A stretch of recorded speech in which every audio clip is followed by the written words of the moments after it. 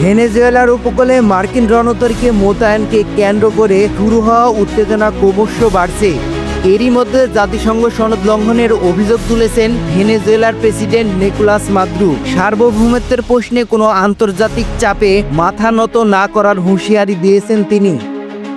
যুক্তরাষ্ট্রকে সতর্ক করে দেশটির প্রতিরক্ষা মন্ত্রী ভ্লাদিমির পেত্রিনো লাপেস বলেছেন, মার্কিন নৌযান মোতায়েনের দুঃসাহসী দেখালে যুদ্ধের প্রস্তুতি নেবে ভেনেজুয়েলা। সামরিক মহড়ার পাশাপাশি উপকূলীয় এলাকায় নিয়মিত টহল বাড়ানো হয়েছে। যুক্তরাষ্ট্রের এমন কর্মকাণ্ড বলে দেয় উত্তরের সাম্রাজ্যবাদের পরিকল্পনা করছে তারা।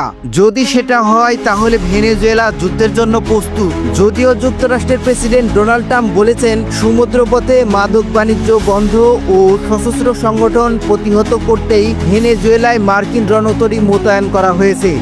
তবে কিভাবে এই মাদক বাণিজ্য বন্ধ করা হবে তা নিয়ে মার্কিন প্রশাসন আনুষ্ঠানিকভাবে কিছু বলেনি। বিশ্লেষকরা বলছে, আটলান্টিক নয়, বেশিরভাগ মাদক বাণিজ্য প্রশান্ত মহাসাগরে হয়ে যুক্তরাষ্ট্রে পৌঁছায়। সেক্ষেত্রে ভেনেজুয়েলায় মার্কিন নৌবাহিনী মোতায়েনের অন্য কোনো উদ্দেশ্য থাকতে পারে বলে মনে করছেন তারা। সাম্প্রতিক ট্রাম্পের নির্দেশে ক্যারিবীয় জলসীমায় ভেনেজুয়েলার খুব কাছে 3টির বেশি যুদ্ধজাহাজ মোতায়েন করে যুক্তরাষ্ট্র।